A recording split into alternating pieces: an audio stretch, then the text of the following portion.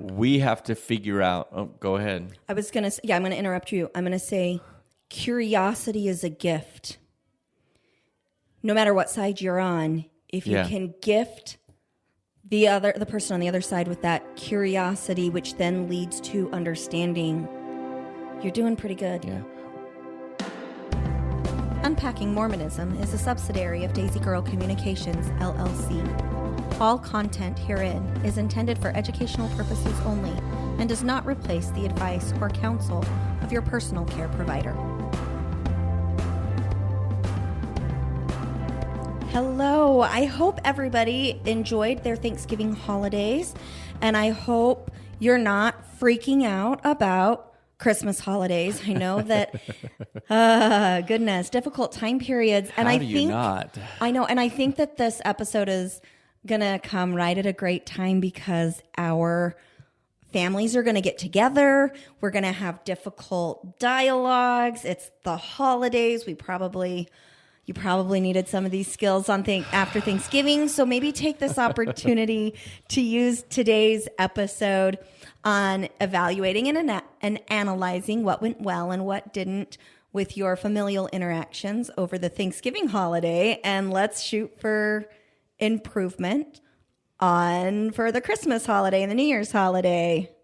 Sounds great. Yeah. All right. That's so a very exciting and appropriate introduction to what we're going to try to talk about today. So, yeah. Absolutely. So welcome back to Unpacking Mormonism and Other Religious Trauma. I'm your host, Sarah Westbrook, joined by my very handsome and sexy debonair, recovering from the flu, coffee, snotty, mucusy husband, Mason Westbrook. Wow. I don't know what to do with that. Most of that's not true anymore. You're still coughing and a little congested. Definitely like better than you were. Most of it isn't true anymore. Coffee, snotty, whatever, all those nasty words you just used were. Yeah, our family got hit by the flu pretty good over the weekend. Really the end of last week and then over the weekend. So well, and odd for me. I don't get sick very often, so I don't like it very much when it happens. Did you get the flu vaccine? I did, yeah. Because I found it interesting that our boys went down and none of our kiddos, the boys, none of them have had their flu vaccine, but all of our girls have just because I got mine at a follow-up appointment. You just care about the girls No, more. I got mine before we went to Italy. I don't care about the girls more. I care about the brat. No, I got mine in prep to going to Italy when I got the COVID, that last COVID vaccine in prep for our trip overseas. And then Abby got hers at her last Remicade infusion. And Katie got hers because she just happened to have her well child visit. And I was planning on getting the boys all of their flu vaccines over this week because none of them had school. And I don't have to because now they all have natural immunity. Save me some money.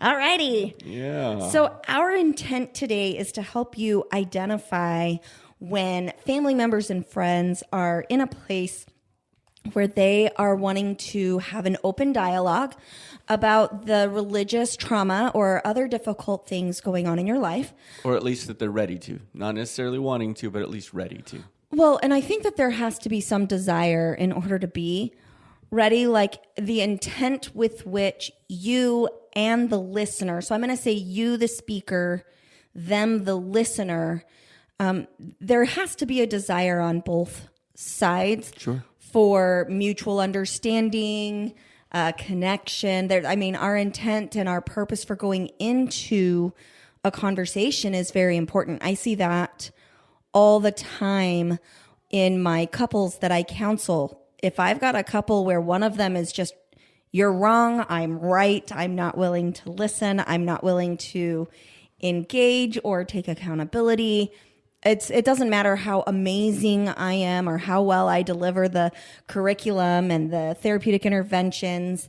It's just not going to work. Or how ready one person is. It's not going to make any difference if both people aren't a little ready. Right. And I think that's one of the really difficult things here, and something, Mason, that you and I saw. By the time I left the church and had made that, disclosed that to you, I was 100% ready. Like I was done. I was out. It was over for me. And I wasn't really fair to you in that process of letting you know where I was at on that journey. Like I had tried a couple times and we were busy or whatever. And I never came to you and said, hey, I am really struggling with this. You kind of got a kapunk. That's Not true. That, super fair. whether or not that worked out better or not better in the end, I don't know. But yeah, you didn't come to me with, hey, I'm struggling with this. Can we talk about it? You came to me and said, hey, I'm done with this. And you just here's a need bunch to of know information. now, right? Good luck. Yeah. And so the way you approach the conversation obviously can make a huge difference. And I'm fairly nervous about today just because we're going to kind of get into some of that response on my part. And Right, we're going to talk about where Mason it up. not real comfortable with the idea of my reactions, my responses being on the chopping block. And but we're going to get there anyway. I think it's going to be helpful for us to learn and for us to, in this case, kind of see a bad example, but maybe even just a normal example of how things can go. Yeah, I wanna challenge you, Mason. You said my vulnerabilities on the chopping block. I feel like when you use that phrase chopping block, there's almost still this level of shame for you because your responses under the circumstances were 100% normal. And it's not that you did it quote unquote wrong. You and I were not in a place where open dialogue about what was going on was possible.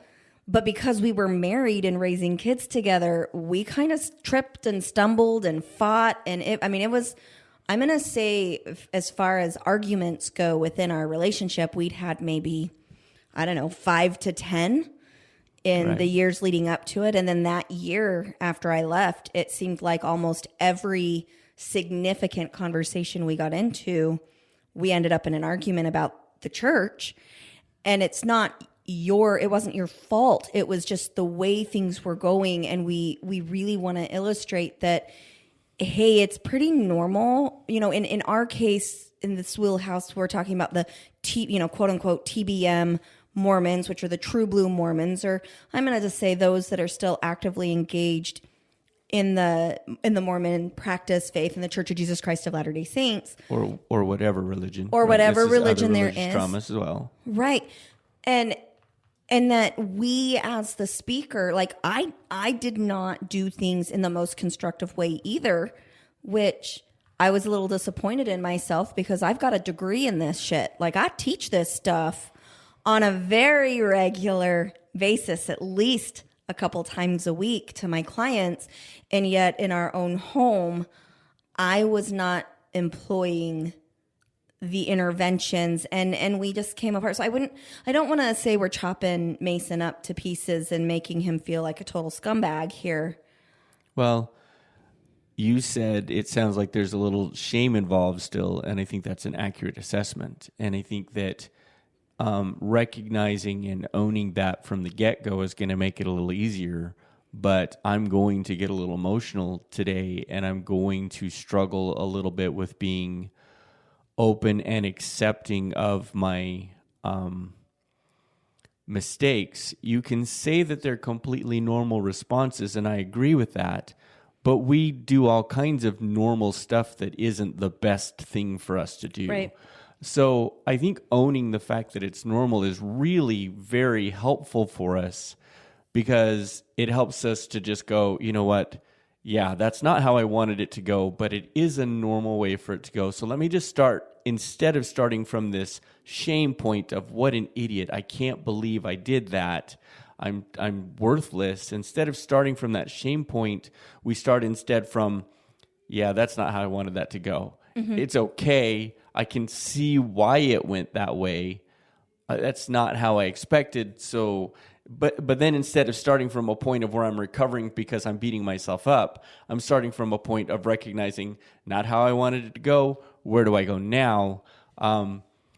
But yeah, so I think there is still an element of shame there because of that. Yeah, and I think that makes a lot of sense. And I want to just shout out to the listener, one of the things that really helped Mason and I is that we fucked it up a lot that first year, both of us. But that's normal.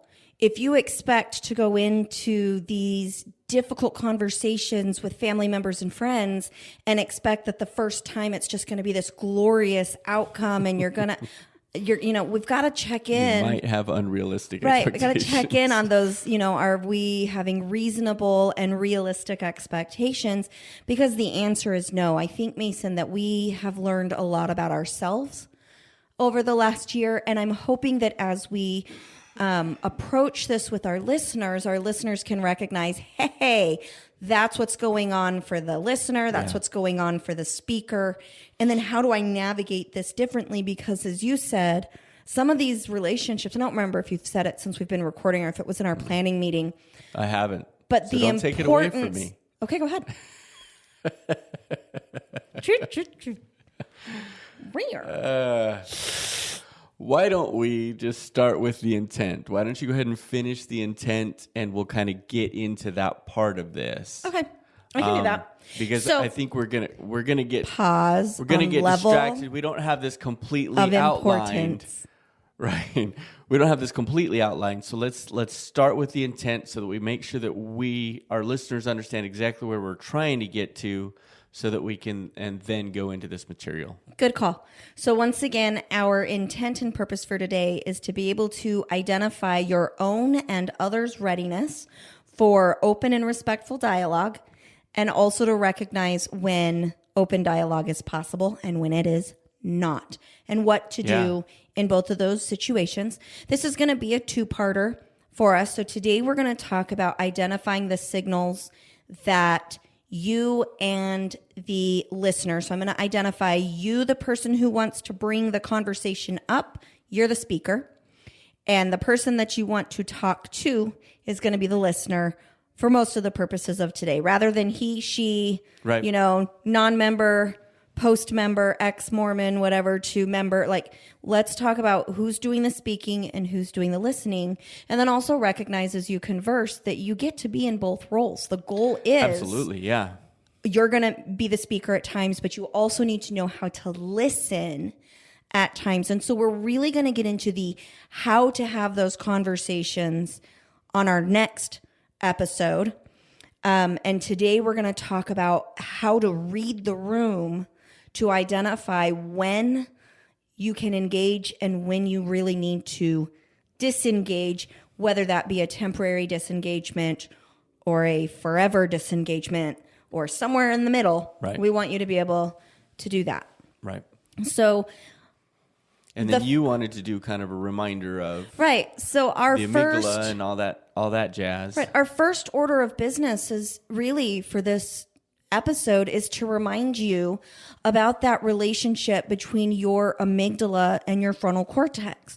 So remember that amygdala is in charge of your survival brain, and that it absolutely will activate for perceived threats and actual threats. That is normal. And so when I'm going into a conversation with somebody that is potentially going to be difficult, I've got to recognize, where am I in my brain space? Am I in my frontal cortex or my amygdala? Because remember, our amygdala and our frontal cortex interact with each other in what I like to call like the dimmer switch phenomenon, meaning that the more our amygdala gets activated or the more it's identifying something as threatening, the less logical reasoning, creative problem solving, ability to understand and emote, all of those, and empathize, all of those skills from our logical, rational brain diminish. And that is a normal biological process. And it's something that we've really got to respect within ourselves as the speaker and within others as the listener, or even within ourselves as the listener and others as the speaker. And so really what we're doing today in this, quote unquote, reading the room is teaching you how to recognize the signs and the symptoms of an individual functioning from their cognitive brain space, their frontal cortex, versus their survival brain. And again, just a reminder that survival brain is in charge of the 4 F's, your fight, flight, freeze, fawn response. So my fight response, if I'm activating a fight response, that's exactly what I'm going to see. I'm going to see verbal arguments. I might even see physical blows. And we're going to talk more about that later. The flight response is your runaway response. It could be, I'm going to disengage from the conversation, change the subject, hide in my room, literally run away, avoid contact. That last one, that freeze response, is a no thought, no motion, not taking any information in, freeze.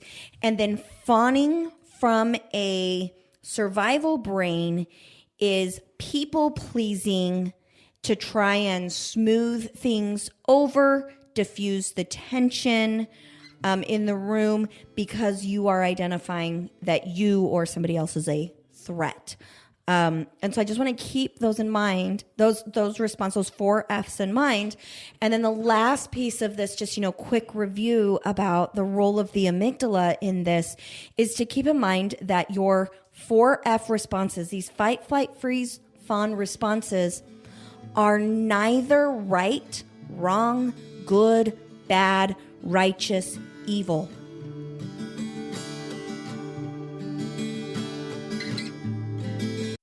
Every day, we rise, challenging ourselves to work for what we believe in.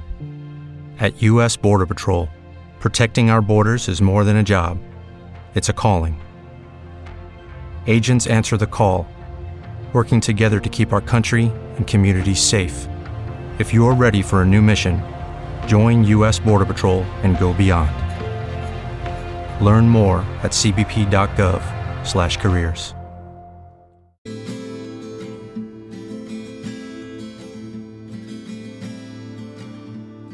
They don't fall into those categories. Your amygdala responses is not a moral issue at all. Rather, they are informative. And if I can recognize in the listener when they begin to get, that switch where they begin to become defensive or they're responding more from that survival amygdala brain space, I'm going to be able to do a lot better at managing the conflict that could arise in a healthy, connective way. Whereas if I see that the person I'm speaking to or my partner is getting defensive and angry and upset and overwhelmed, or what the Gottmans call, quote unquote, flooded, meaning emotionally flooded, that the conversation it's gone. Like our ability to communicate and connect vanishes. As we see that, I like to call it like an amygdala tickle. Like it's gonna get tickled. It's gonna flare a little bit. But your ability and the person you're speaking to, so both the speaker and the listener's ability to take breaks, physiologically soothe that amygdala response, those are the things that are going to keep your conversation in that open dialogue space. And so, Mason, as you tell your story, I want our listeners to keep in mind that oftentimes you and I approached the difficult conversation in that open mind space. But for that year, we did a really bad job of identifying when one or the other or both of us had flipped into that amygdala brain space. And that's really probably the hardest thing to do when you're feeling a lot of passion or urgency or intensity to engage in the dialogue in the first place. Yeah, absolutely. And, I was thinking, as you're talking, of course, I'm just thinking about this process. There were other things going on, right? If our relationship had been in a healthier place before you started talking about you leaving the church, we may have handled this a lot better, but it wasn't as in a healthy place as it had been in the past. And that makes a big difference. One of the things actually that's been one of the greatest blessings of our marriage is that you're very educated and knowledgeable about things that are helpful to a relationship. Yeah, there you go, right? I have the owner's manual. It's called a Master's of Science degree. No, seriously, really. It has made a huge difference for us. And that's been the last 10 years, but even before that, you studied some of this stuff and you were looking for resources to help our relationship to be stronger and to grow. Well, and I think a lot of that is because when you and I met and we were talking about getting married, and maybe it was shortly after we got engaged, one of our goals that you and I had made was that we wanted to do marriage differently. Like when I said, yes, I will marry you, Mason, in my brain, it was, I think Mason is somebody I can fight with and still love at the end of the day. Because I grew up in a home where my parents rarely got along. Right. They were always screaming and yelling at each other. They were always cutting each other down. Dad could never do anything right or good enough. Mom was always yelling. My mom was never good enough for Dad. She was never giving him, whatever he needed. Like it was this constant, ongoing battle. I do not have memories of my parents being nice to each other from childhood at all. Like I have fun memories with my dad. I have fun memories with my mom. But all of us together, there's always tension, always anger, always fighting. And your childhood wasn't a whole lot different. Well, mine was I feel like growing up, I felt like my parents fought a lot, but they did seem to get along pretty well when they weren't fighting. But I think that actually has a lot to do with one of the things that I've always considered a strength in my life, but also leads to complications, and that is their ability to let things roll. I felt like my parents were pretty good at that. They could fight over something, and then they would just let it roll, or that's how it seemed to me as a kid. I don't know if that was actually what was going on, but it was certainly something I learned, and so I think it is what was going on. Mm-hmm. I'm very, very good at letting things roll to the point that I'll actually oftentimes forget details about the situation. Like one of the reasons I'm nervous today is because we're going to talk about responses that I don't remember very well because I don't hold on to it enough even to examine it and internalize it. Like, okay, we had a fight, we got through it. Let's just let it go. Like if you wanted me to bring up details from a fight back in 2004, that's when the affair happened. I couldn't do it. I could do some details, but not very many because it's just one of the tools that I learned, and I don't think it's necessarily an unhealthy tool, but there's aspects of it that are not healthy for me. Right. I would say that's accurate for you. Like our experience is once we've come to a resolution, you're done. Like we don't need to go back. We don't need to examine because it's been resolved. Let's move forward, which is a beautiful gift in, the fact that we're not fighting over things that happened 20 years ago or even 2 weeks ago. Like it's once we've resolved it, it's said and done. But on the flip side, where that hasn't served you very well is that when we bring up some of these past things so that we can learn and grow from them, you're like, I don't remember that. What? Yeah. So, yeah, and you're correct. Write this down. Sarah said I'm correct. Hold on a second. Sarah I say that all the time. I'm going to take my Hey Dude shoes off and throw them at your head. Oh, don't do and then that. You need to toss it back so my toes don't get cold, okay? Yeah, then don't throw it over here. So that's part of it. Like, yeah, you grew up in the home you're describing. Oh, my parents home held was a little on bit to different. things. I don't feel like my parents held Forever. on to it. Yeah, my parents did, yeah. And so, yeah, that's an issue, concern. The other thing is, so I started by saying, you've learned so much over the years that's helped our relationship a great deal, but it's also hurt our relationship in some ways because it has not required me to learn the same skills. Because you know how to communicate in a good way. I haven't had to learn those skills because you know what I need. I haven't had to learn a skill of telling you what I need because you will always tell me what you need, at least almost always. I haven't learned how to investigate what your needs are. And so it's been, I think for the most part, it's been positive to our relationship, but there has been a drawback in that I feel underdeveloped because I have not been forced into learning those things or recognized, hey, this isn't going the way I need it to. What do I have to do to fix it? Instead, I almost could come to you like, hey, Mama, could you tell me, right? Oh, yeah. It's almost in some ways been almost kind of like a parent thing which Yeah. isn't healthy. It's not a healthy dynamic for a relationship. Yeah, I would say that the other phenomenon here. So thank you, Mason. But yeah, you're absolutely right in the sense that I was very solution focused. I had that higher level of education. I'm good at reading the room most of the time. And I'm solution focused too. Right. It just ended up that the easiest solution was you would solve it. I would just for tell us. you. Yeah, right. I would.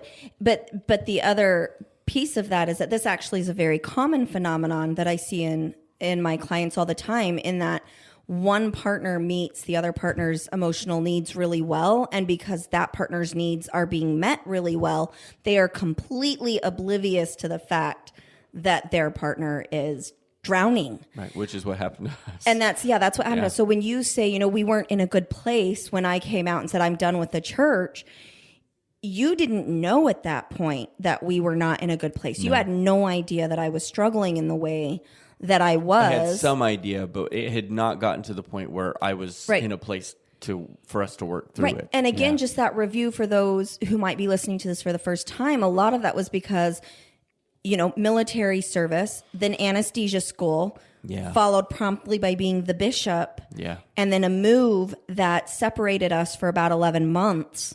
Like, we were starved for time. And then just you were somewhat checked out because you were so busy doing medical school, and which is normal. Yeah. But that calling as bishop, you did a great job engaging with the ward, and you were exhausted. Like, you didn't have a ton left to give. And I think that as you're coming into these conversations, recognizing the amount of energy you have or others have to give to having these conversations is going to be really, really important.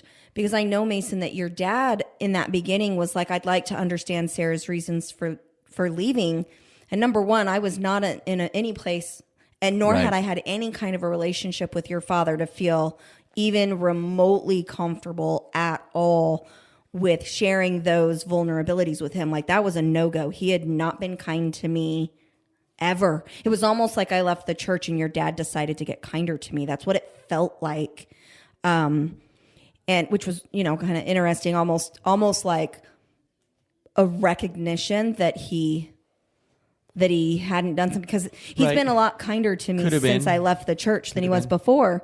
I think that it started to happen before that, but I could be wrong too. But when your dad asked, I was not in a place where I was willing to talk to anybody other than you about it. So Mason, why don't you go ahead and jump in and, talk about this. So for us, the setting is, I want to say early January or late December. I think it was early January because it was after I'd gotten out of the hospital.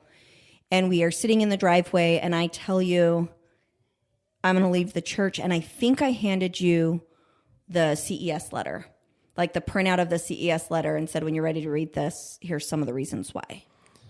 So I'm going to do my best to kind of piece through this. That's fine. We talked about some of it for me to be prepared already. And some of it was covered in the Thanksgiving week mini-series as to how that went as well. Yeah, so there's other details there, but I'm going to try and compress this piece into this episode. I don't want you to have to go to other episodes to find little pieces here and there. And I want to kind of recognize that there's two different kind of reactions that I see in myself. One is the emotional reaction, and one is the physical reaction, or how you feel about something and what you do about something. I've been pretty decent at what I do about something in the past. I've been terrible at how I feel about something, and not just that I don't feel, but that I don't really recognize what I feel when I feel it.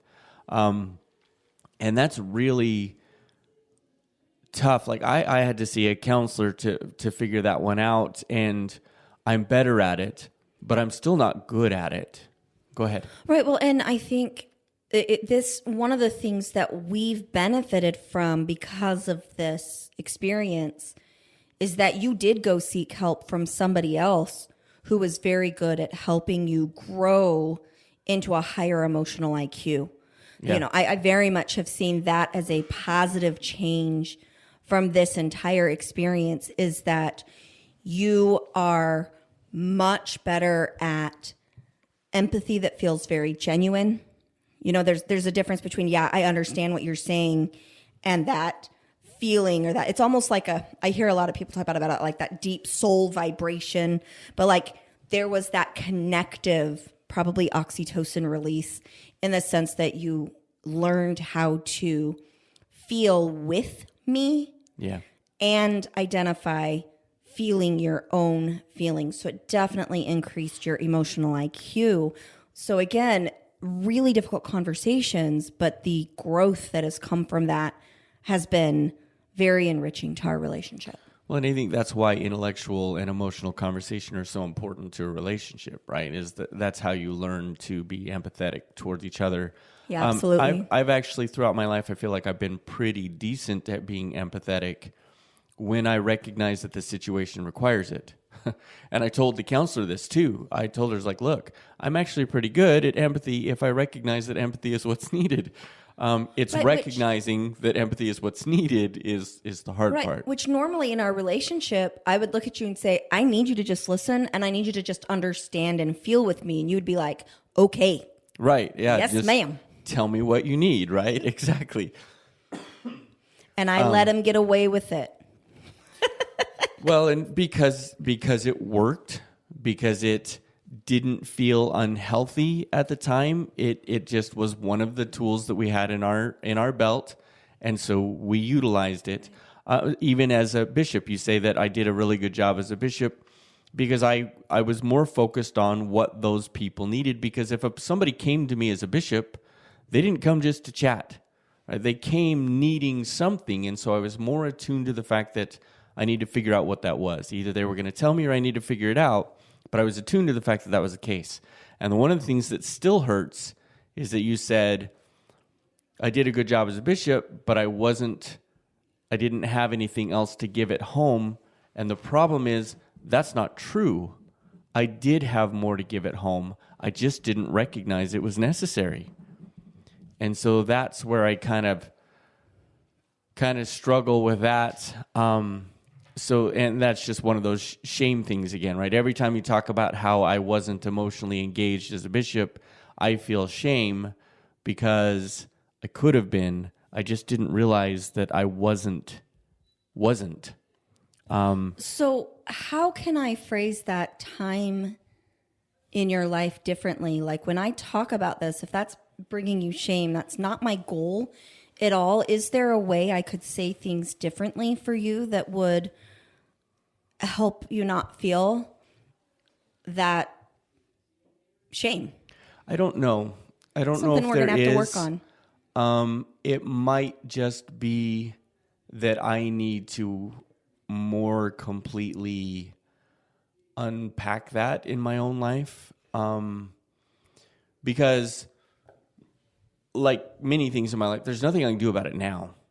But usually it's also something I wouldn't then think about either. I can't do anything about it. I disagree with you. If when we talk about it, you still feel that sense of shame from it, that tells me, so this is me, I'm shrinking you right now, right? Here I am, the counselor showing that. Yeah, go ahead. That's funny, because back in the old days, the word shrink is because we thought that any kind of emotional anything meant your brain was inflamed, so a shrink would deflame. I didn't know that. Now yeah, I know. So I'm shrinking you. No, this is a counselor in me. My brain feels smaller as we go. Hopefully not. There is not very much truth in that. An inflamed brain definitely causes issues, but no. But for me, if when I bring it up in that way, you still feel that twinge of shame, then something about the way I'm saying it or that experience has not been resolved. You're hanging on to it, which means there is something that we need to do. And maybe not right this second on the podcast, but I want to make sure that we're engaging with the listeners. Hey, this twinge of shame when we talk about that usually means that there's something unresolved that we need to unpack, dig into, figure out, lean into, understand better so that we can get through it and let it go and talk about it in a way that does not bring up that twinge because, as Brene Brown says, shame isn't a useful thing.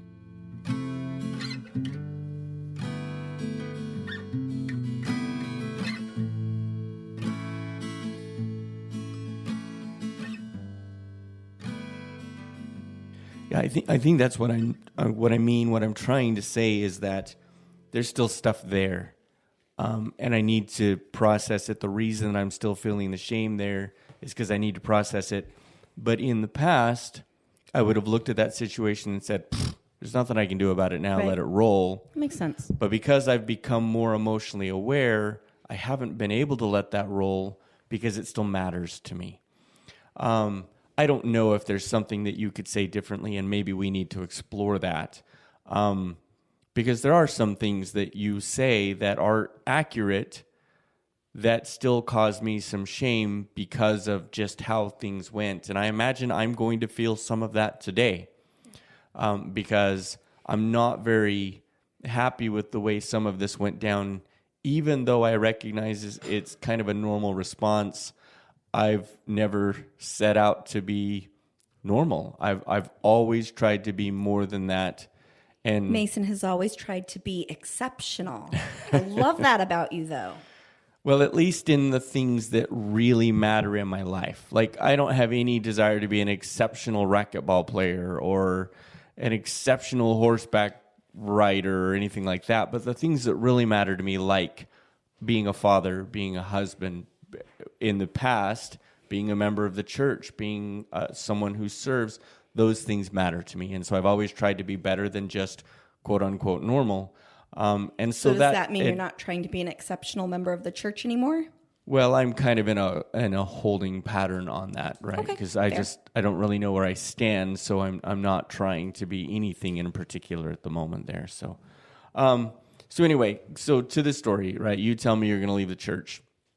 There's two responses, and I want to kind of deal with the emotional one first because that's the hardest one for me.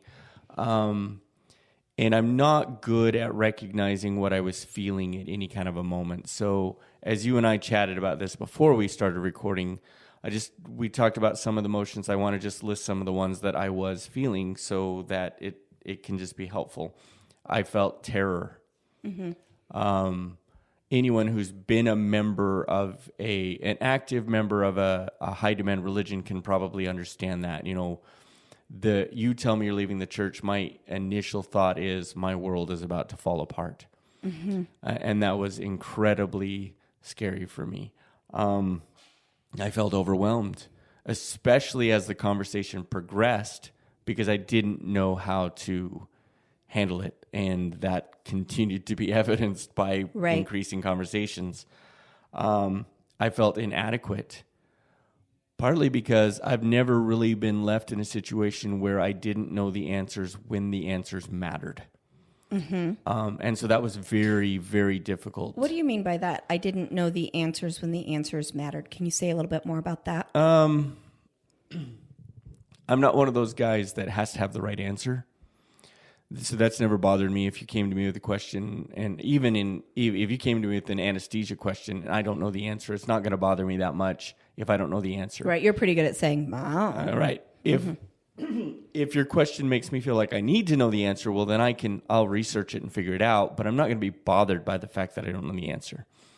But when it comes to religious things that affect my family, things that affect my potential, especially in the eternities, if I don't have the answer there and I feel like I should, quote unquote, right, mm-hmm. then I'm going to take that personally. Right. For you, my leaving the church was literally an existential crisis, like our safety and well-being in heaven, everything, because I would say that, everything we're doing within Mormonism is in order to obtain and help other people obtain an existential status and state of being. And I had just thrown a huge wrench in that. Yeah. Yeah. And so I was I felt inadequate because this is not just when you came to me, so we talked about this too, you didn't come to me and say, hey, I'm struggling with some stuff related to the church. You came to me and said, I'm leaving the church. Yep. Right? Which, if you guys can avoid that, probably not the best way to go about it. Partly because if you as a couple can make the journey together, it will most likely strengthen your relationship rather than, hey, I've made this journey. Hello, here I am. Here it is. That can be hard, right? Well, and that's so me. I'm a very direct person.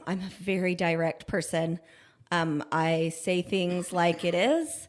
In my clinic, I'm really good at softening certain things because it's therapeutically appropriate. In my personal life, I appreciate and embrace that raw, unfiltered, direct, this is where I'm at, but also on the follow-up side to be in a place where that person can say, this is where I'm at, no questions. Like I'm not, Mason, you say that if I needed something, I just told you. I am definitely not the type of woman that's going to make you guess what she's thinking or what she wants in life. Like, if I want chocolate cake for dessert, I'm going to be like, chocolate cake. If you and I are going out for dinner and you're like, hey, where do you want to go? I am very rarely going to be like, I don't know, where do you want to go? I'm going to be like, well, I want Mexican or barbecue. Right. You pick or between you'll say, those I don't two. care, which is fair as well. Yeah, but when I say I don't care, it's normally I don't care, but not. And then I give you a list. Like, I am direct. I don't care doesn't mean you to give up the veto thing, right? Right. Well, and I was in that. I was defensive in that I hadn't felt connected to you for a really long time. And so for me, it was almost like, I'm leaving the church. If this doesn't work for you, we can get divorced. And if it does work out, I'd like to stay married. But if it doesn't, okay. Like, I came to you completely in my head. You are not going to stay married to me. Like me not being a member of the church, us no longer being able to be sealed, so on and so forth. For me, that's a deal breaker for Mason. I can cheat on him. I can do all these other horrible things, but that one's the line for Mason. And so when I came in and delivered that, I was 100% in my amygdala in the sense that I figured I was kicking off a divorce, and I didn't want to feel the pain of that. And so I just dropped a bomb. And yeah, definitely could have handled that better, y'all. Yeah. So, that was hard. Mm-hmm. Yeah, it was. Because you didn't come to me with a problem that we needed to work through. You came to me with a solution that I needed to accept, basically. And that was hard. So that contributed to feeling inadequate. Almost like I wasn't trusted with the information. And I'm not saying you were wrong. I don't know if you could have trusted me with that information.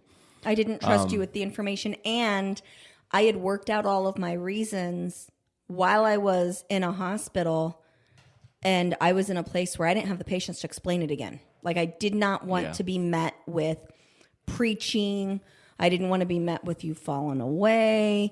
Like, I was just like, I'm leaving, dude. I'm done. I am done. I was definitely burned out, and I was coming out of a true nervous breakdown. So my ability to deliver things softly was very, very impaired. Sure.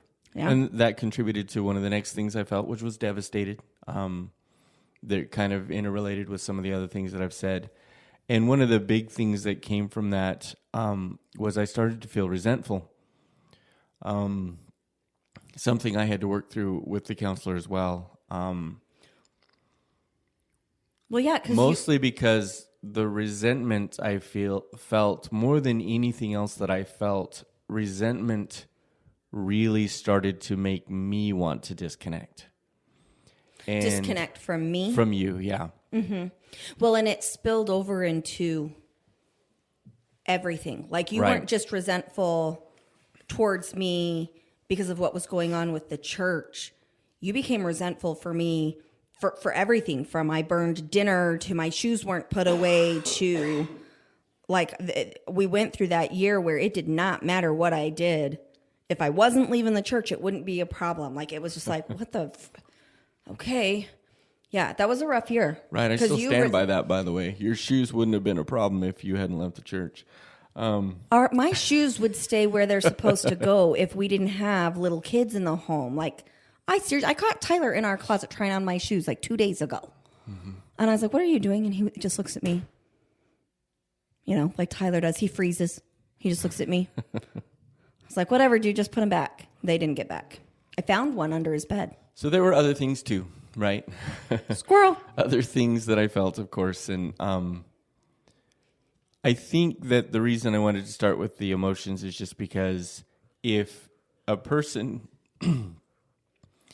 can recognize what they're feeling, it can be very helpful in trying to then navigate the situation. You're talking about the rate again, the recognize and name the emotion. And then step number 2 is, where in my body am I feeling this? Like, what is the physiology of this emotion, or the anatomy of the emotion, in the sense of, if you were feeling resentment, you know, was that tightness in your shoulders? Was that a headache? You know, what was going on for you? Right. Still not very good at that part, recognizing where I'm feeling it, but I'm working on it. I'm recognizing what I'm feeling is helpful. So I told you were coffee. Yeah, it's getting worse the more I talk, so we'll see how well we get through this. But mucusy. There's no snot yet, y'all. Go ahead, Mace. Ow! That was a cough drop you just threw at me. Yeah, I was hoping to stop the coughing. Do you want it back? Yeah. Okay. I don't know where it went. We're pathetic. No, we're playful. I have another one. We're okay. Diffuse the tension. Tension. Yeah, I'm good at that for sure. So recognizing what you're feeling can be very helpful. Until I recognized that I was feeling resentment towards you, I couldn't really process the fact that that was what was going on. And so all the underlying resentment in my life that was spilling into other areas, if I can locate where it's coming from, and I did, and I was able to deal with that. And not that resentment doesn't still occasionally come up, because it's kind of, in some ways, just kind of a natural, like, well, shoot, I wouldn't be in this situation. If Sarah hadn't left the church, I wouldn't be in this situation. And there's some truth to that statement, but recognizing that I'm feeling resentful about it also helps me to be able to step back and go, okay, maybe that's true, but that's not going to help me get through this, and it's not fair to her or to me. And I think it's also important to recognize that we hadn't told anybody. Like, the only person I had told was you. I maybe told my friend Laura, maybe pieces of it, but not all of it. Like, I did. I do remember telling Laura a couple months later, because she had asked me, what's your plan? And I said, I'm just going to stop going in, like, trickle away silently and fade out. And yeah, here I am, not faded out. Here you are, yeah. But you didn't have anybody you felt you could talk to either. It was self-isolating. And I don't think you and I ever said, let's not tell anybody. We just didn't. It was, we've got to work this out amongst ourselves. But you ended up being isolated in the sense that there was nobody to talk to until you went and saw Jackie. And once you had somebody other than me to help you work through some of your feelings and emotions, we were kind of stuck. There's a reason for that too. One of my first amygdala responses is to freeze. Mm-hmm. Oh yeah, he's not kidding, y'all. He's a freezer. And I think that in the back of my mind, I was hoping that this would all just go away. Mm-hmm. I didn't, and maybe that's because I didn't really recognize how far along the path you were. Right. I recognize it now. At the time, I don't know that I did recognize that, which probably explains some of my responses too. Looking back now, I can recognize you were not telling me, hey, I'm struggling with this. You were telling me, I'm done with this. But I probably heard it as, I'm struggling with this, which would have inspired me to do some of the things I did, like trying to preach to you or whatever. It's a natural response. It's almost an inbred response in the church that we preach to, we testify to people in an effort to rescue their souls. Well, yeah, and I find it interesting that you say that, because like when we've talked to like your family, especially because my family I'm not the first person to leave. So my family was like, great, just don't talk about it and we're good. But your family, like anytime anything came up, it was like this automatic, gotta preach in order to save your soul. It's almost like a checkbox that we got, in the sense of, she's leaving the church, but as long as I bear my testimony, I've done all I can do so I can wash my hands of the fact that she's out. But, I did my due diligence to bring her back, and she didn't. And now I'm going to go bear my testimony over the pulpit about how, this was hard for me, but I found the courage and bore my testimony. And I'm like, that's not courage. That's like the standard. That's like the MO. And it's important to recognize that there's a culture there. When we who are leaving the high demand system, that we've got to recognize and hold space for the culture that other people haven't stepped away from yet. Like, if I expect to go to your family and not get preached to, that's an unrealistic expectation. That's one of the reasons why I didn't tell them why I left, because I knew that where they were at and their enmeshment within that system and that culture was, it does not matter what Sarah says. My job is to not take in any of the information that she's got, but my responsibility is to do an outpouring of love bombing. Your family does not do the love bombing thing at all. But the preaching, the rescuing, that we've got to pull you back in. It's love in their way. It's just not love, right? I think it annoys the crap out of me. I think it comes from their place of love. Mm-hmm. And I've seen that in lots of people too. Right? Mm-hmm. It's not uncommon. It comes from their place of love. They're just not recognizing that that's not love to the receiver.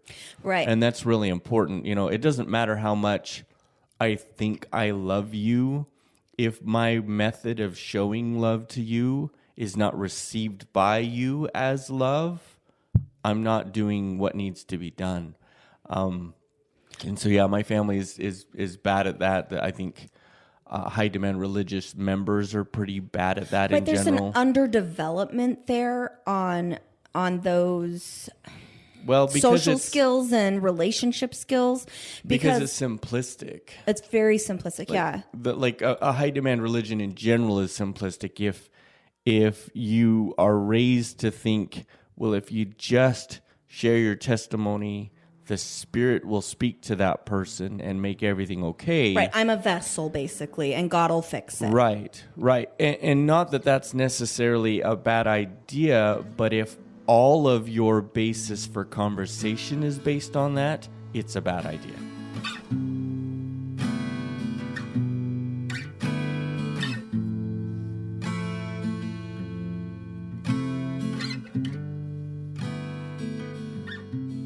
Right. Well, because so two things that really come up for me here is, number one, something that I feel like your family just cannot or has not taken the opportunity to comprehend is very few of them have done really anything. Like, even your sister that's like, I've tried and it just hasn't worked. It's like, you can point out to 3 things you've done in 24 years that would be reaching out.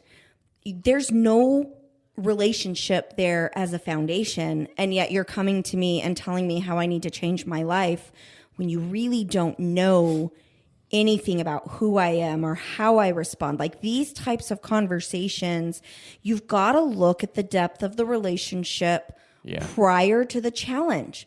Because with some of your family members, for me, it's, you don't know me, I don't know you. Our efforts to connect have either failed or it just didn't work for whatever reason. You're not the person I want to have call me out for things, because you have never demonstrated a deep connection prior to me doing something you don't like. Yeah. Well, it really highlights what I think is one of the main points of this podcast, and that is that in this situation, we're listening to contend or to rescue rather than listening to understand. Yeah. And I think that's an incredibly important piece. And of course, this happened to me as well. So I'm not sitting here just pointing the finger at people saying you can't do that. It happened to me as well. That I was either in the mindset I have to rescue you or I have to fight this, instead of going, okay, I need to understand this. What is going on here? And I need to get past just the surface understanding it. Right. I need to get to the depth of what is actually going on in Sarah's life. Not just, oh, well, I read the CES letter. Well, you stupid idiot. Why did you do that? That's not approved material. That's just a bunch of lies. And not that I ever said stupid idiot. I don't think I ever said anything like that. You were good. You're not the only time I feel like you've been truly cruel to me was after the tattoos. You had a bad minute, week, month, whatever. That was one where you've been cruel to me in our relationship. And then a week ago, which will, whatever, in our podcast, where my flight response took over all functioning and reasoning, you had a momentary lapse in true cruelty, but as a general rule. So y'all, we've been married for 23 and a half years. Mason gets 3 times in 23 and a half years where you've not been kind, which I think is a huge success story there. I'm glad you see it that way. The other thing, though, that I wanted to talk about was, you've got to respect where that other person's at. Yeah. Your parents were just here at our home visiting because our 16-year-old was the lead in Guys and Dolls for the high school play. He was not Nathan Detroit in Guys and Dolls, and he did that New York accent. He's a really talented kid. He did that New York accent so well. I was so proud of him. A phenomenal play. The school did a great job with it. But one of the things that was really interesting to me is, your parents came out and they basically ignored me. And I don't think they intentionally ignored me, but in their efforts to respect my boundary about the church and their desire not to create contention, they had made a decision not to talk about the church before they came out. And they literally just didn't talk to me. Like they asked me about the dogs. We talked about training dogs and dog breeds a lot. That was it. Right. Well, because you can recognize a boundary that you feel is healthy. Like in this case, we're just not going to talk about the church. Whether or not that's actually healthy, that's debatable, right? But in this situation, they felt like that was healthy, and they were doing that out of respect for you. Right. It didn't translate that way really, but that's Nope. That was their reasoning. Nope. Your mom and I drove in a car for at least 40 minutes, and she literally did not say a word. Right. Because it was awkward. Because they didn't then take it one step further and go, okay, we're not going to talk about church stuff. What are we going to talk about? Because they couldn't go, well, we don't talk about church stuff and we just ignore Sarah. That's not going to demonstrate respect. Like if that's where they're coming from, if they're coming from this place of we want to show respect to the fact that Sarah's made a decision. She knows we're not happy with the decision, but it's not our decision to make. We want to demonstrate that we have respect for her as a person, that she's still our daughter-in-law, she's still important to us. So we're not going to talk about church stuff. Well, then you got to take another step and go, okay, well, how do we then... What are some safe topics here? Right. How do we then demonstrate respect? Because if you show up and you just ignore her because you can't talk about this topic, which is odd, but...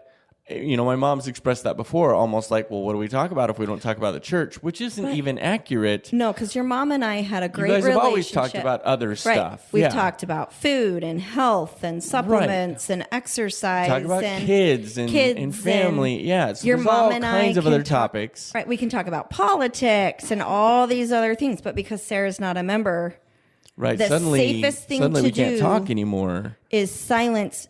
And I think a lot of that's because there's a fear there that if they engage with me, I'm going to lead them astray. Like it is a protective thing. So Mason, as you're talking about where you were at and that I need to rescue Sarah, I need to fix this, I need to bring her back. All of that is an amygdala response to me leaving. That's you were in your amygdala for a prolonged period of time because your family, your existential family was being threatened.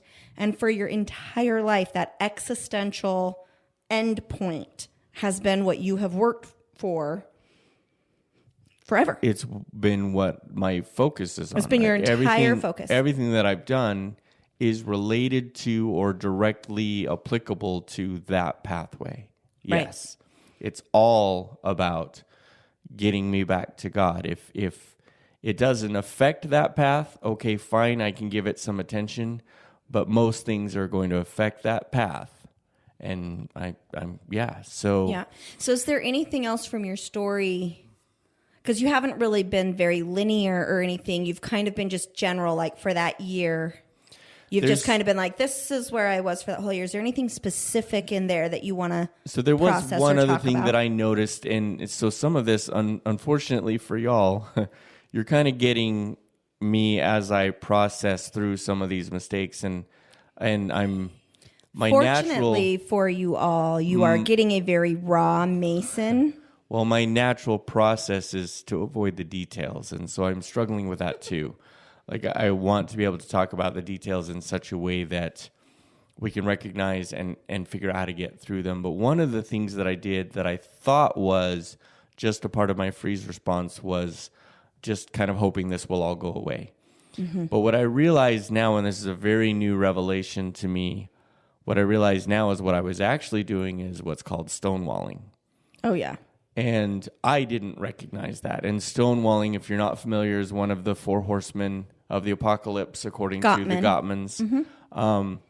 Very, very important stuff. Those are the 4 things that they talk about that will lead your marriage to divorce if you continue them. So stonewalling looks like disengaging from the conversation or the relationship, turning away, avoiding talking about things. It's a flight/freeze, freeze/flight response in that you go silent. Right. Well, and what I thought I was doing was avoiding the conflict that would drive us apart by not talking about it. But in actuality, what I was doing was avoiding connecting and talking about the things that needed to be talked about so that we could work through and emotionally bond over a very difficult situation. Mm-hmm. And the reason I bring that up is because that is one of the biggest mistakes that I made. I appreciate you. And that didn't change. Giving that a voice. Thanks. That didn't change until you laid my heart on a chopping block again. Right. And you said either you get emotionally engaged in this or we're getting divorced. I'm walking away because your silencing is silencing me. Right. So at about the 11-month mark, you and I, again, we're in the car. Car conversations for Mason and I are kind of important because we're not going to have a little kid knock on the door and interrupt us. So we do a lot of don't our have anything else that we have to do with that. Right. There's very little distraction when we're in the car. So we're in the car again. And I basically tell you, so it's been 11 months. And I say, Mason, 11 months ago, I told you I was going to leave the church. And I gave you 1 year. And in that year, the commitment that I made was I am not going to interrupt anything. I'm going to do my best to make sure that you and the kids go to church, that the activities stay the same. For a little while, I continued to try and attend with you. And I was just so angry. I would sit in Sunday school just fuming. And I was like, yeah, this isn't good for me. So then I stopped going. And we just told the kids that I was taking a break from it for a little while because I was having some struggles. And so I just stopped going. And but I made sure that they were getting to youth and church.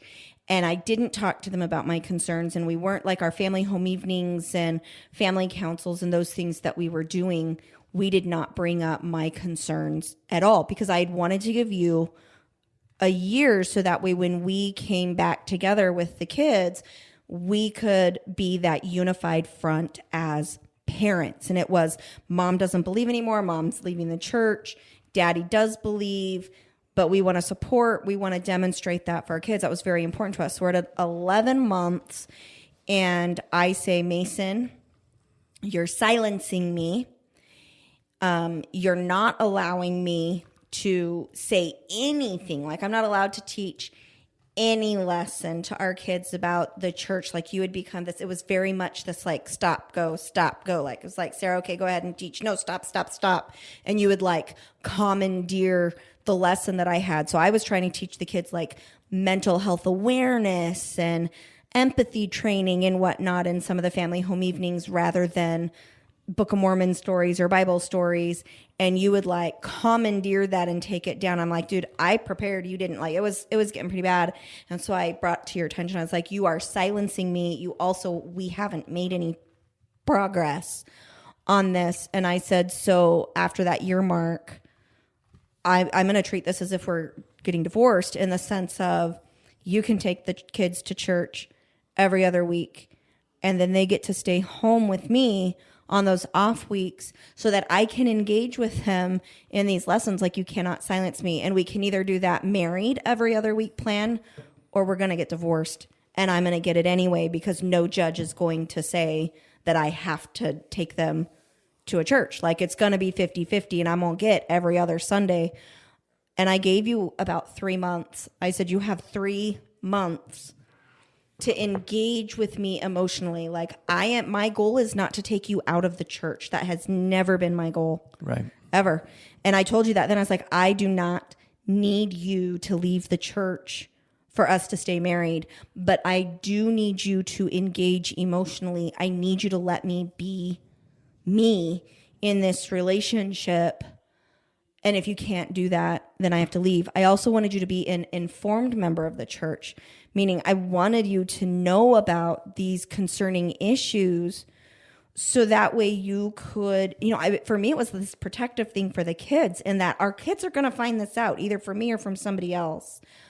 I want you to be able to engage with them emotionally when they struggle because of these things. And I want them to have the ability to be themselves without being shut down and shut out.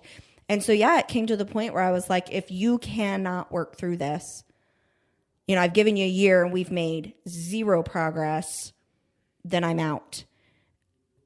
And neither one of us wanted it. And you were pretty upset, obviously, but there was a huge change in you at that point.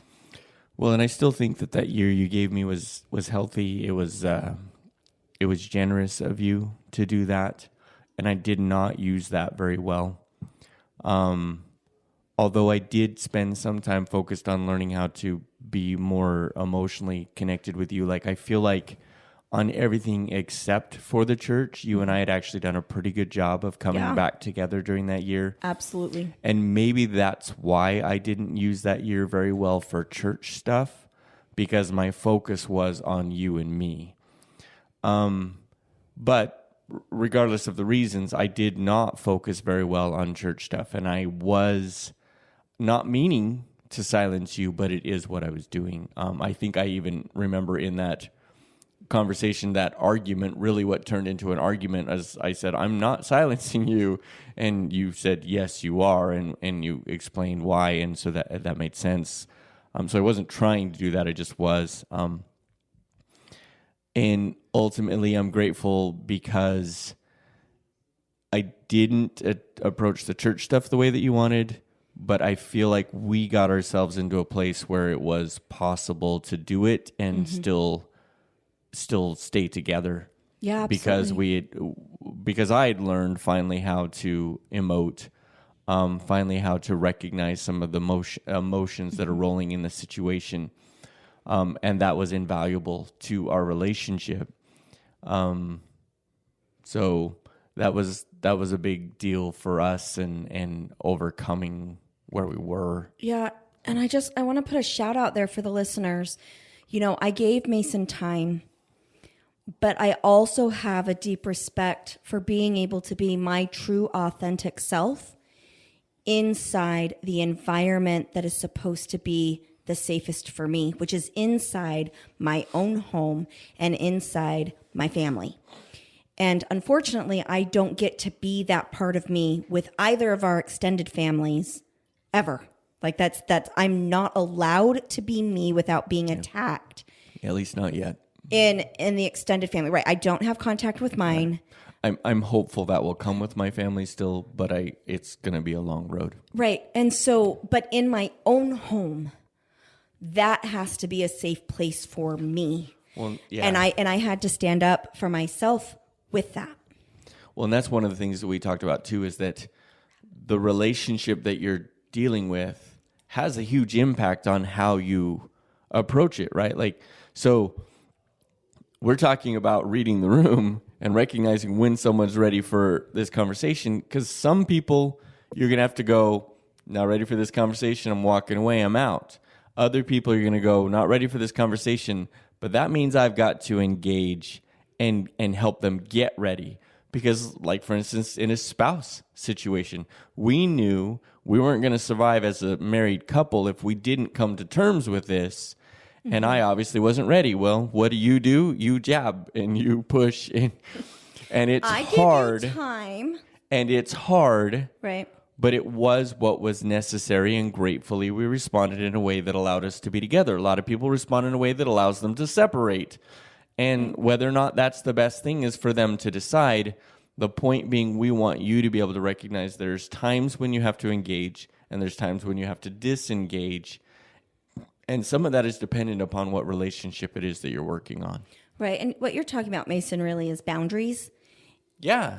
In the sense of, I'm not willing to continue to engage in communication that is harmful to me or to you. Versus if we're going, like for us, it was, if we're going to stay together, these things have to be met. And if they're not, then we need to go our separate ways. Right. And that was really a difficult thing, but you're not going to be in that type of a place with very many people. We're talking about your closest friends, closest family members or spouses or kids.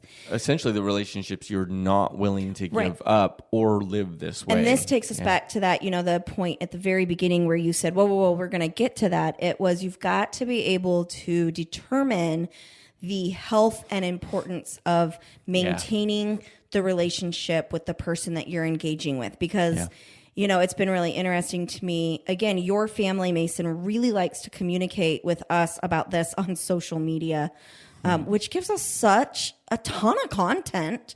And they're refusing to listen, so they're not learning that, hey, we're using this. Go to Mason's social media page. No, just teasing. Right. But that, that's where they're doing it. And what they're telling us, like your cousin said something recently on, about the podcast and how we're just trying to get people out of the church, and he doesn't even need to listen to the podcast because it's right there in the title. I don't know what it is about your family having an issue with the word unpacking. Like, it's a big problem with your family. But I think it speaks to emotional immaturity. I would agree with that. But what's really interesting to me is what that cousin doesn't know that he's doing is, number one, we've never had a relationship with that cousin. They don't live close to us.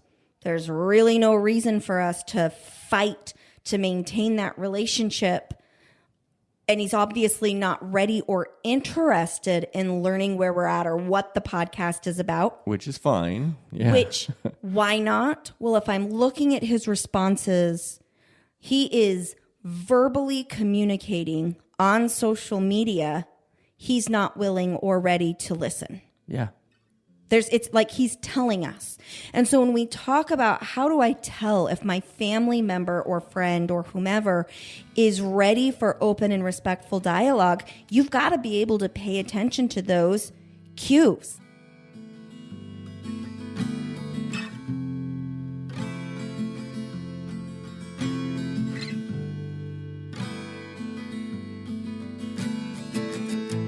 Like, it is very obvious to me that Mason's mom is not ready to engage in dialogue with me about anything having to do with the church because she's so frozen. That's where Mason gets it from. She's so frozen on we can't talk about the church that her amygdala is not allowing her to think through things and talk about all the other things we used to talk about that had nothing to do with the church. Like, again, when that amygdala kicks in, your rational skills diminish.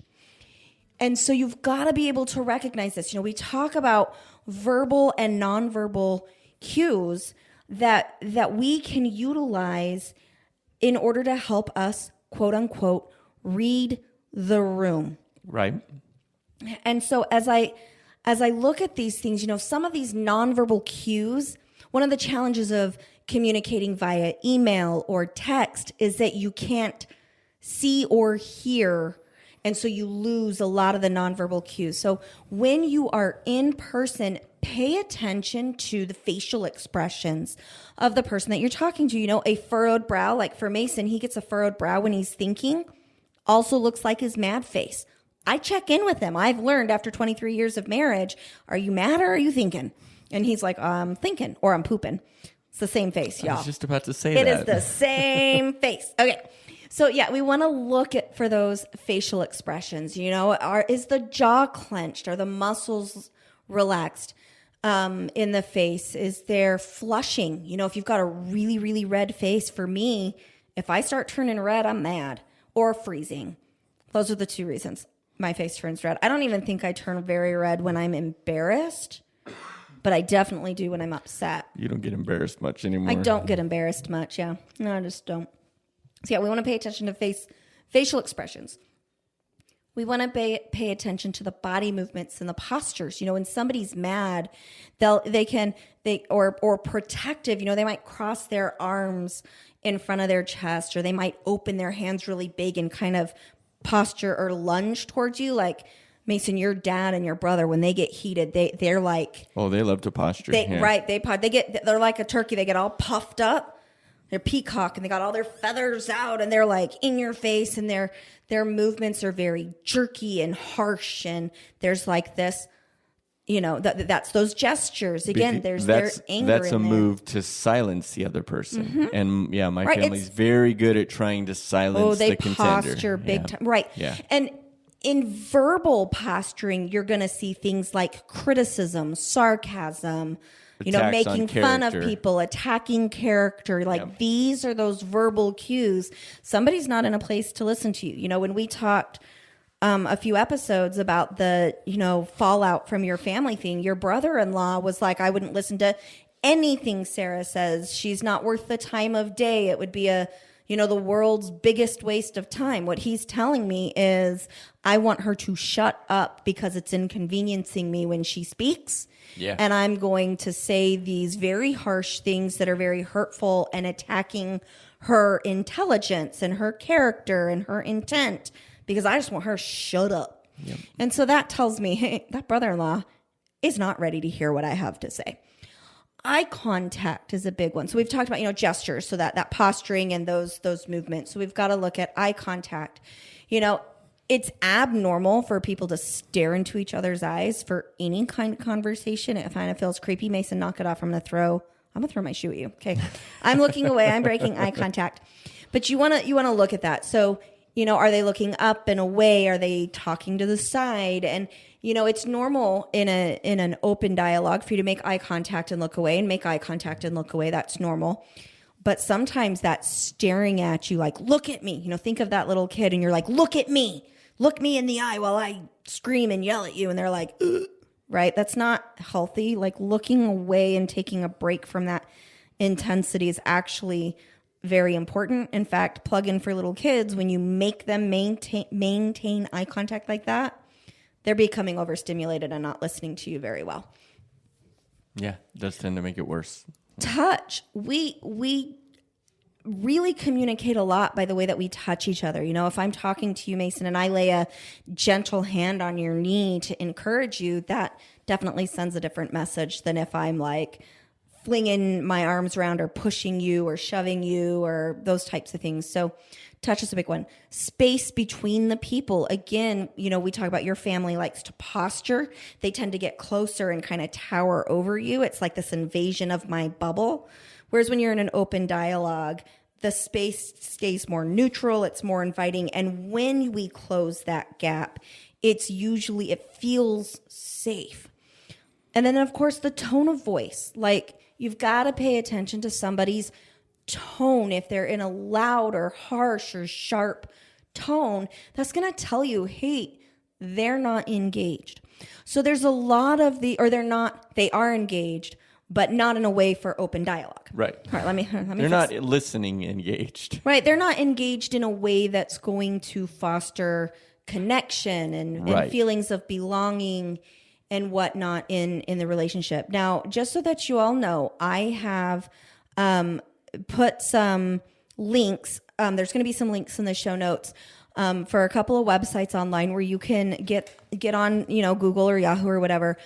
Click on these links on the internet and you can read more about nonverbal communication.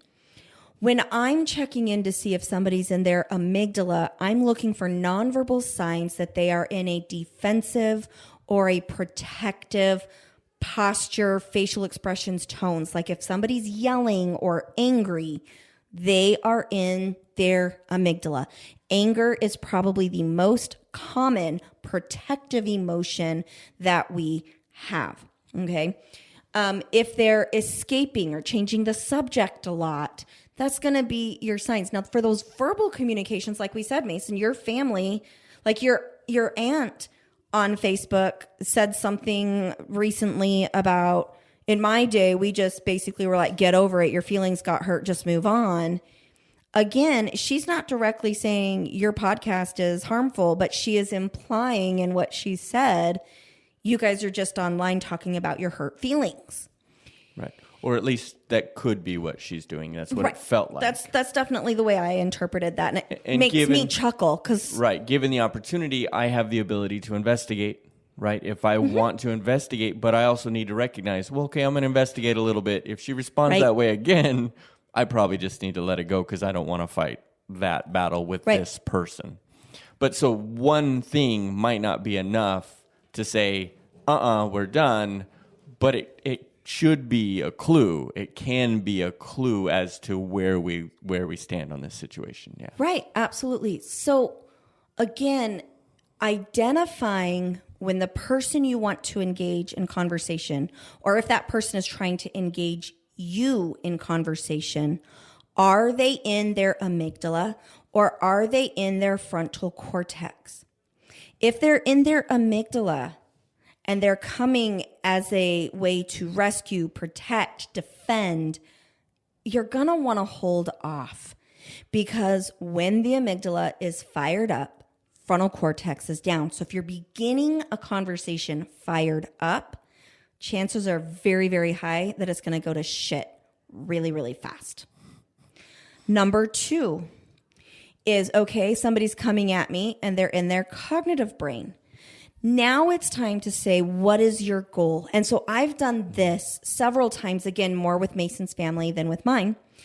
And that is, what is it? Why do you want to know? Help me understand what your intention is in asking me this question. And then I'm going to try it on. Like if you're, if a family member, I think it was a friend who was like, help me understand this. And I gave them like a little teeny bit of information. And then I just waited. So I want you to kind of try it on, just like you would a new pair of pants or a new pair of shoes. How comfortable is this for me? So I'm going to give them a teeny tiny piece. So listeners, what I want you to recognize is you can prepare for what piece you feel safest sharing. For me, that piece that felt very safe was to pick things that the LDS church had admitted to being an issue. So things like the Book of Abraham, the scrolls actually being common funerary text. And then the church said, our thing is that it was more the conduit than a direct translation. You know, if you get on the LDS Gospel Topics thing, I decided that when those member friends asked me what my reasons were, if it was a relationship that I wanted to engage in the difficult conversation, I was going to go to a topic where if they're like, no, the church doesn't teach that, I could say, actually they do. It's on their website. Look up Gospel Topic Essays. It's this one. One of the reasons that I've left is I'm having a really hard time figuring out where I stand on the Book of Abraham issue. Like, if Joseph Smith was wrong about that, what else could he be wrong about? That's where I'm at. So try it on, come into the conversation prepared, because depending on how they respond to that, that's information. They're teaching you something about them. Right. Yeah. If they go read the essay and then come back to you, you know that there's more likely to be engaged. Not necessarily in a healthy way, but more likely to be engaged. I just want to say, too, that we're going to spend a lot more time talking about some of the tools in the next podcast.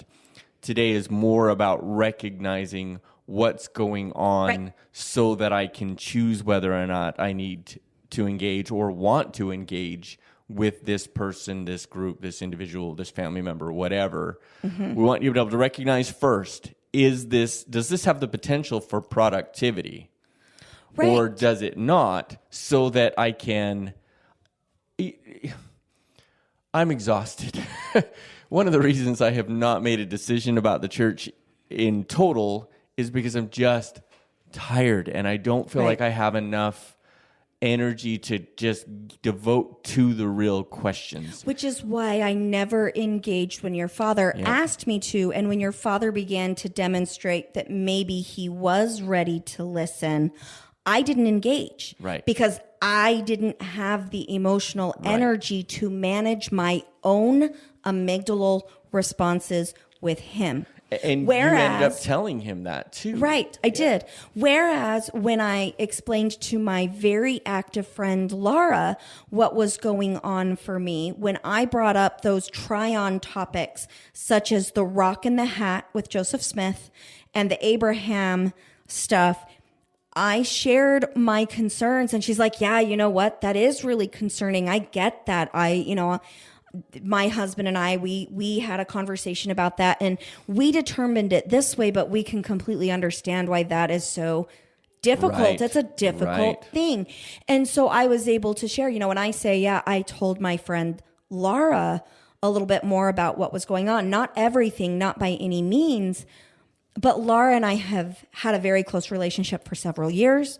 Right. And when I did those try-on things, she demonstrated that she had the capacity to empathize, to listen, and connect, and not to judge me or try to preach to me and bring me back. She let me be. Now, I'm here to say that friend is still very much an active member of the church, but I don't feel like our friendship has been damaged in any way. I feel very much that if she brought her kids over to hang out, we don't even have to say, hey, don't bring up your stuff about the church with my kids. We just know there's a mutual respect there. Right. I'm not worried about it, and neither is she. At least she's not giving me any indication where I would feel like I would need to be concerned about the state of that friendship. Right. Nor did I share those things with her in an attempt to pull her out. So if you're going to engage in these, you've got to watch your intentions. If you're talking about it with other people with the intention to change their status in the church or to pull them out, and I get that. There's like that desire to rescue somebody from a system that you've identified as toxic is really, really strong. It will come out. It will trigger their amygdala response. Yeah. And frankly, if that's what you're doing it for, you are entering the conversation with your amygdala engaged. So again, you've got to be able to identify your goal and their goal for engaging in the conversation. So if the goal is curiosity, if you're getting those verbal and nonverbal cues that they are truly curious, that's a green light for, okay, let's go ahead and engage. And then you're going to try it on with a topic that feels safe. See how they respond. be aware of how you respond. Like if your next step is, I'm going to floodlight you and I'm going to start with this little thing, you respond well, and now I'm just going to hit you with the CES letter. Okay, don't do it the way I did to Mason, dropping the CES letter in his lap and saying, read this and then we'll talk. Probably not the healthiest way to do it. I would like to say Mason is the person that I did do that with.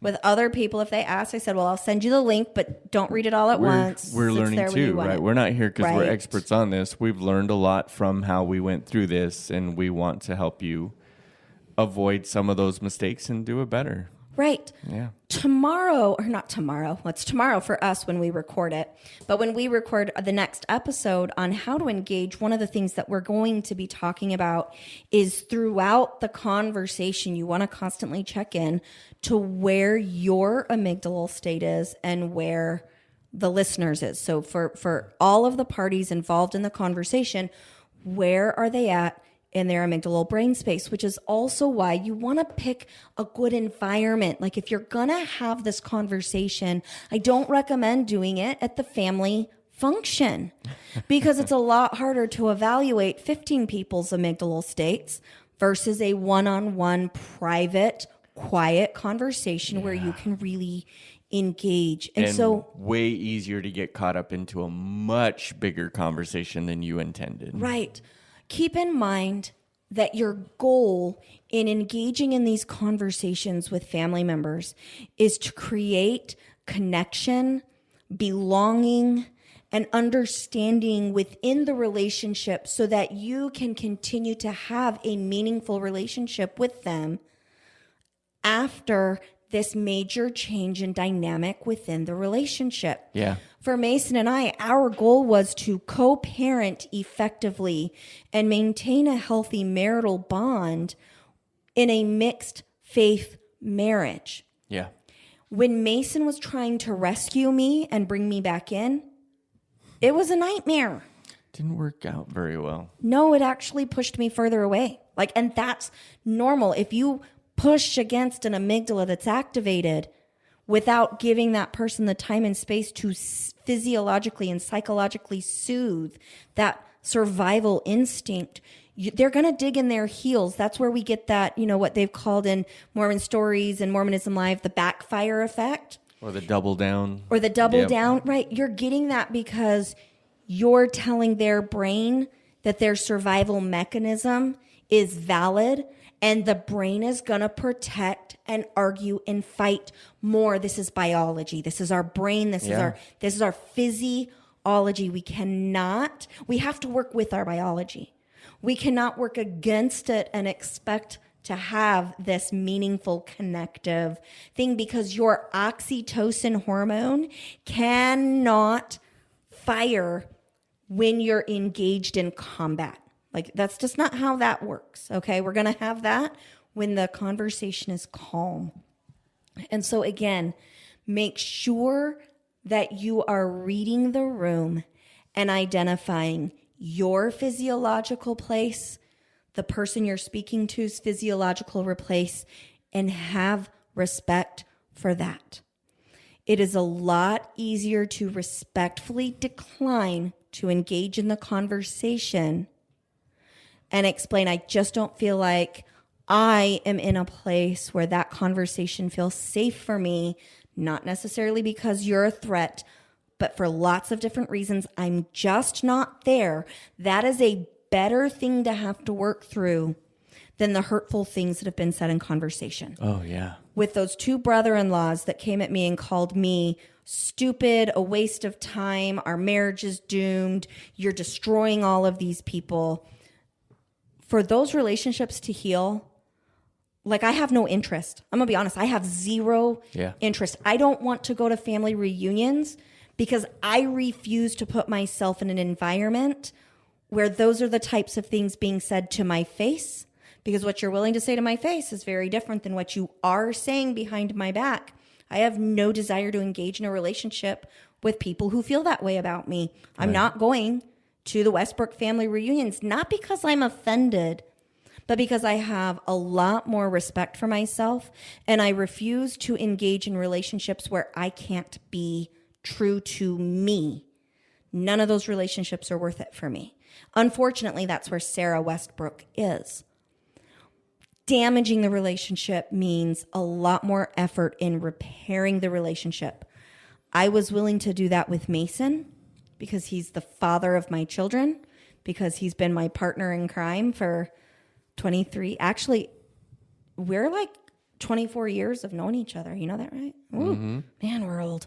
So that relationship is important for me to put the effort and maybe push some of those boundaries and mess up and pick up the pieces and repair and do engage with that. I'm willing to do that with my spouse. I'm not willing to do that with family members who have never taken the opportunity to get to know me, that I don't have long-lasting relationships with. You know, Brene Brown says it this way, that she'll choose, and she says that I'm not very good at this either, but I will choose 15 minutes of discomfort over a week or two of resentment. Yeah.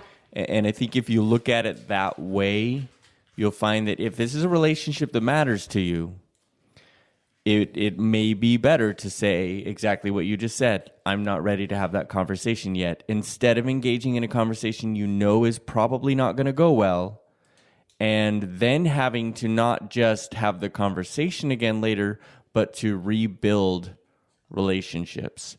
Absolutely. So that's what we're trying to avoid. We want good conversations that are positive in the direction you want to go, rather than bad conversations that take you away from where you want to be. Absolutely. In closing, I want to say that I am incredibly grateful, Mason, to your parents for setting a boundary for themselves to engage in time with our family.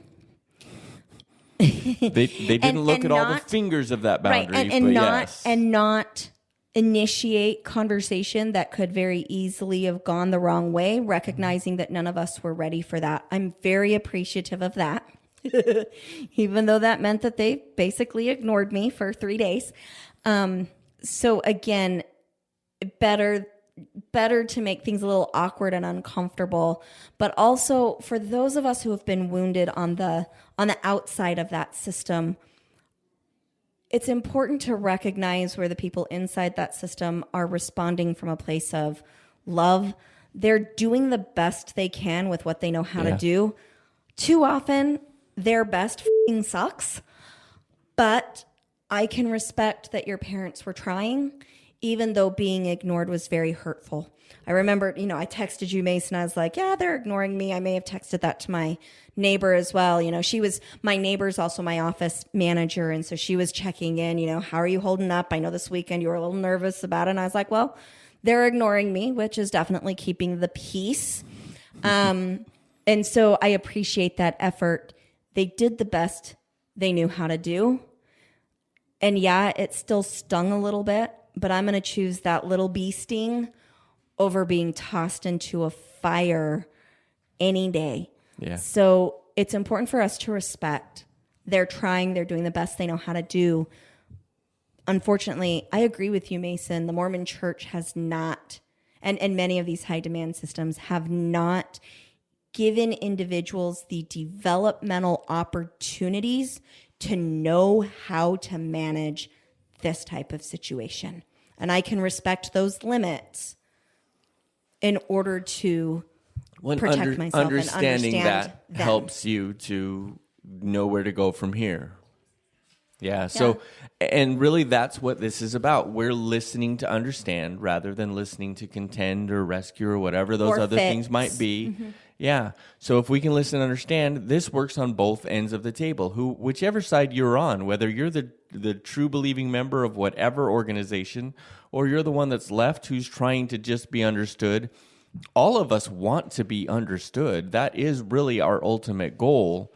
We have to figure out. Oh, go ahead. I was going to, I'm going to interrupt you. I'm going to say curiosity is a gift.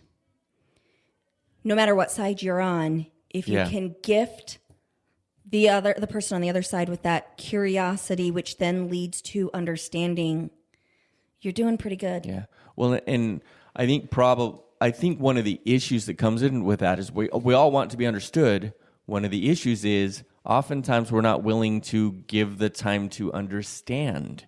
And so we need to be willing to do that too and understand where they're coming from, and maybe assume that we don't understand so that we can be curious about it.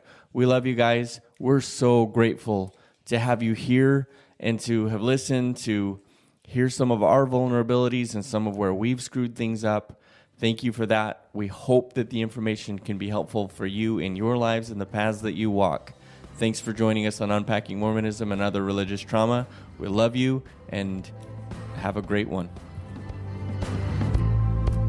Unpacking Mormonism and Other Religious Trauma is hosted by me, Sarah Westbrook, and my husband, Mason Westbrook. Produced by Daisy Girl Communications and Alex Vidalis. Our music today was Moving Forward by Run to Life.